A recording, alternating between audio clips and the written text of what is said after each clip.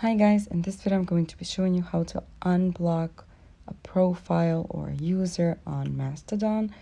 So let's get started. First, we're going to start off by clicking on the search icon that's next to the home icon in our bottom line. So we're going to go on and click on there. It's going to take us here. So we're going to tap on search hashtags and users. That's in the top.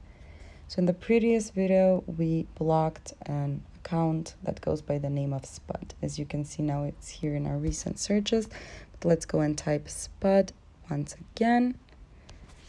As you can see, it's the one account with the potato picture on it. We're going to click on there, and then we're going to click on the blocked icon. Then we're going to confirm the unblocking. And that's how it's done. Thank you for watching. Do click the like button if this video helped you and subscribe to our channel for more helpful videos. Bye.